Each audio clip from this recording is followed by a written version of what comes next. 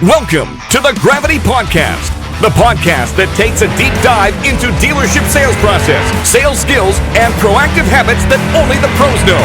Get ready to amp up your sales skills with your host, sales expert, master trainer, and founder of the Gravity Sales Process, Ryan Sawicki. Let's roll! Hey everyone, welcome to the Gravity Podcast. I'm your host, Ryan Sawicki, master trainer with Dealer Gravity.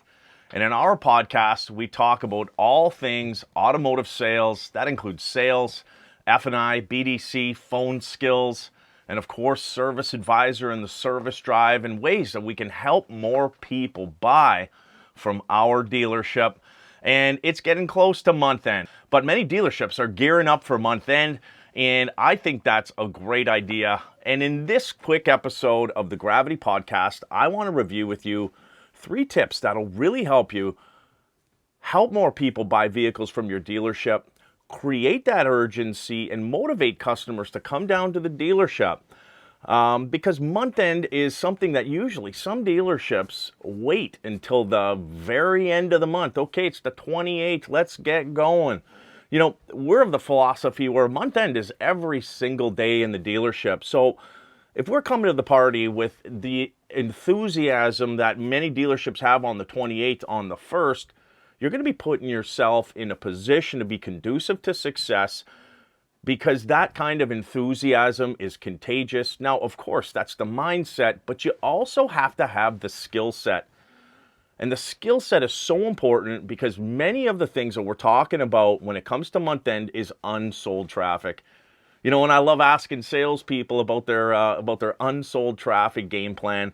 And some of the funniest answers I get is, I don't have an unsold traffic game plan because I have no unsold traffic. Well, good for you. But the truth is that not everybody is swinging at 1,000%, and you need to have a solid follow-up game plan. But I also know on the 20th of the month that many of us, if we haven't made a month already, we're in a position to have an incredible April if we do a few things. You know, number one, we have to dig deep into our customers and our opportunities that we have. We also have to follow the process and motivate our customers and give them a reason to come down to the dealership and buy from you. So this is very, very important. So I've got 3 tips for you in this short little podcast that I hope you enjoy, because it'll really help you organize your ideas and be able to create an action plan with each customer.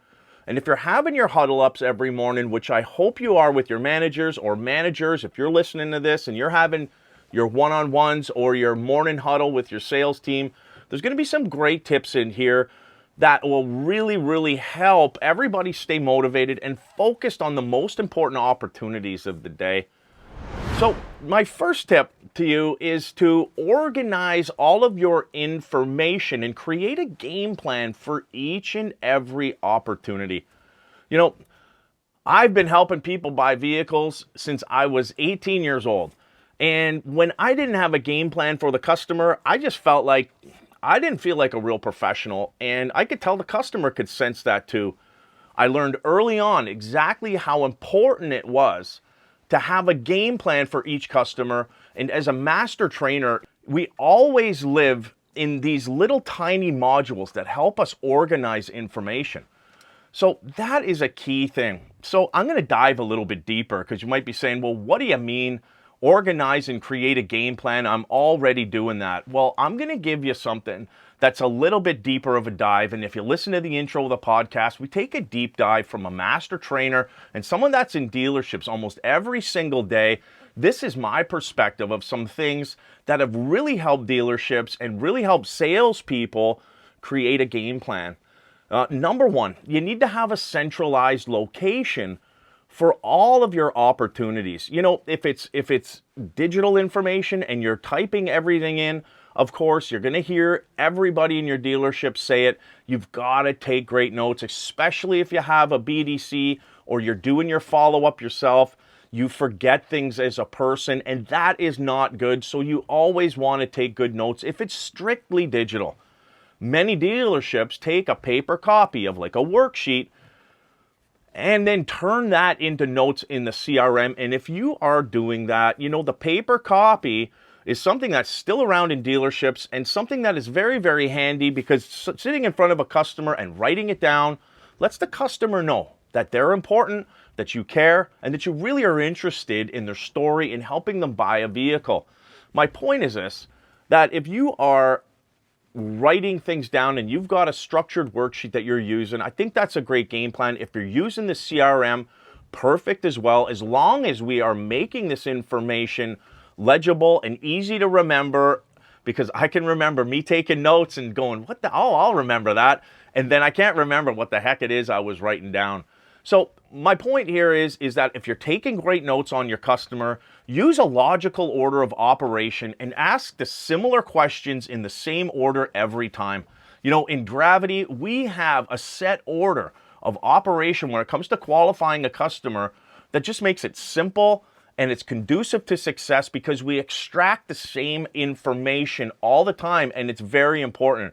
Now, when I say there's 5 or 6 questions that we ask, those aren't the only questions. Those are the main questions. And if you have a logical order of operation, you'll be able to extract that information. But my point here is, when you're talking about information on paper, you want to have a centralized binder. Personally, I wasn't the most organized salesperson coming basically right out of high school into the automotive industry, and I would open up my drawer and there would be papers everywhere.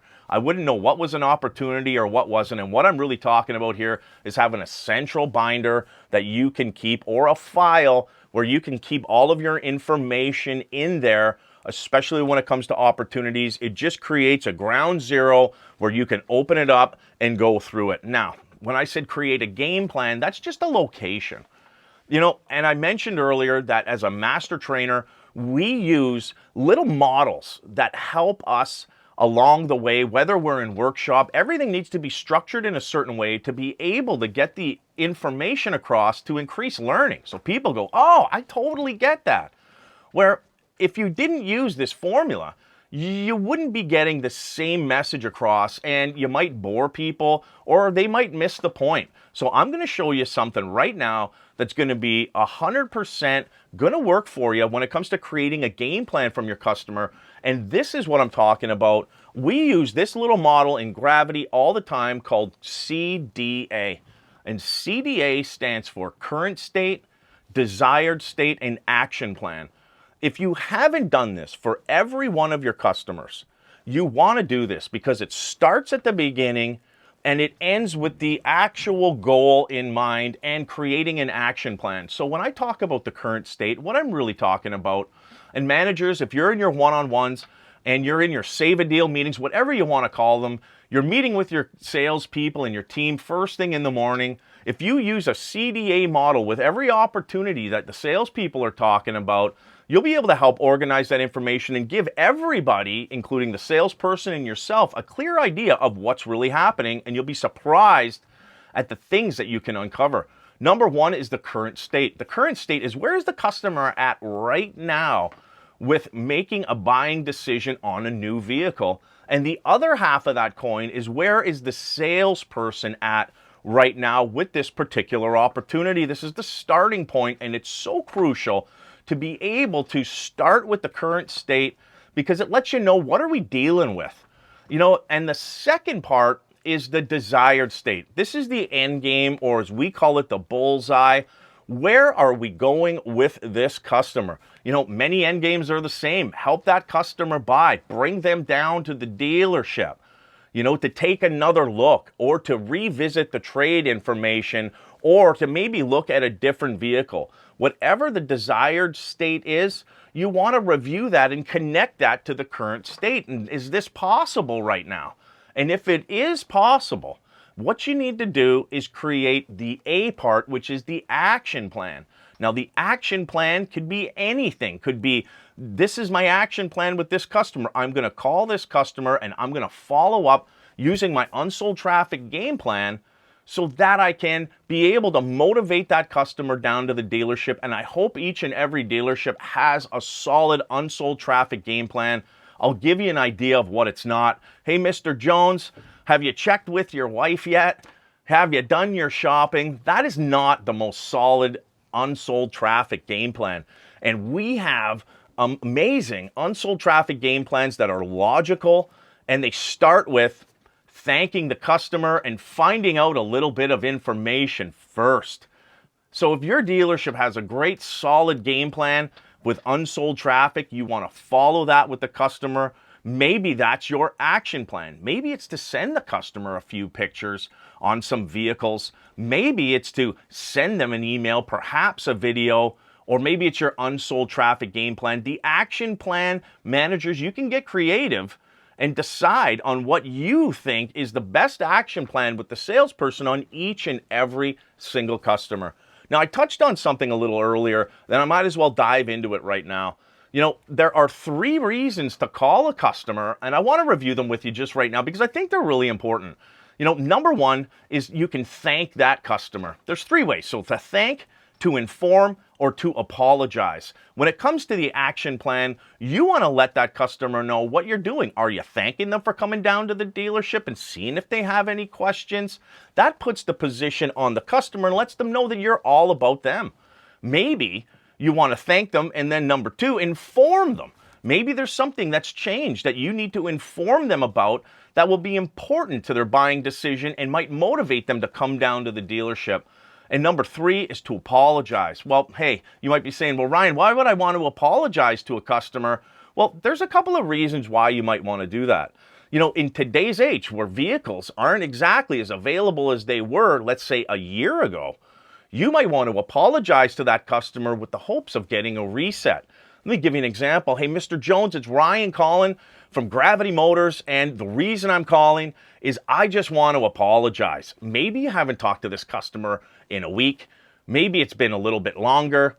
It doesn't really matter, but the reason for this call is the apology call.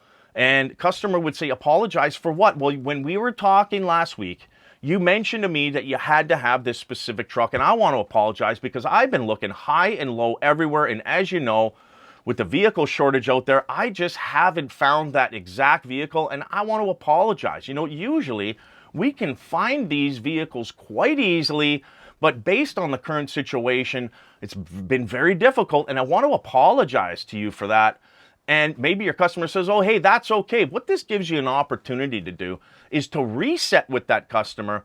I also wanted to see, Mr. Jones, if you're still on that specific vehicle, or if you may change an idea of some of the features, because there are some very similar vehicles, just nothing exactly like that.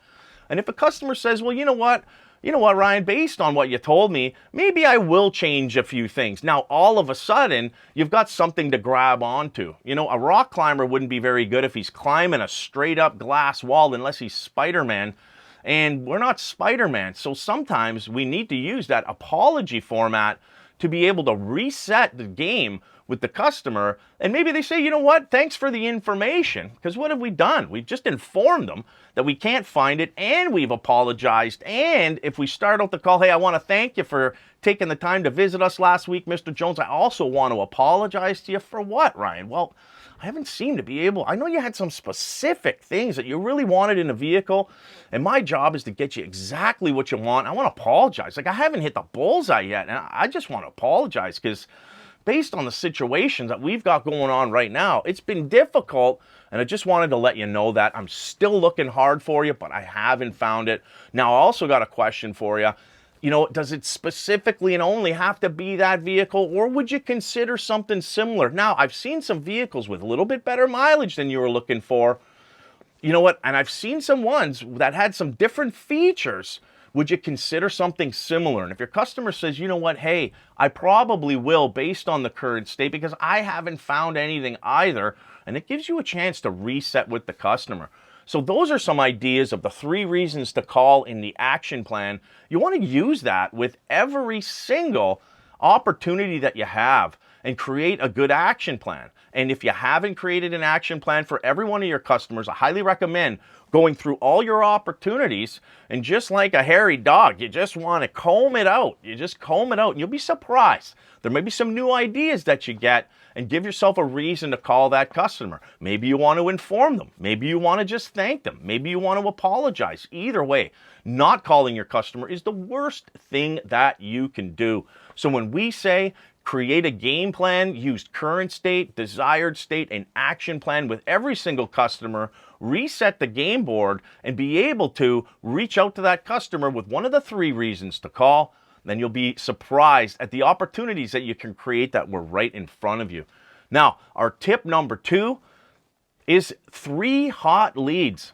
Managers, if you're doing your one-on-one huddles and you've got salespeople that sometimes don't know exactly where to start, you can start your morning huddles or one-on-ones by saying, hey, listen, give me your 3 hottest leads. This will give you an idea of where the customer is with their 3 hottest leads. These are the great places to start, especially when it comes to month end, because as things get busy and intense, you want your salespeople, you want to be focusing on the most important and fruitful leads of the day and opportunities so that you can help them buy, right?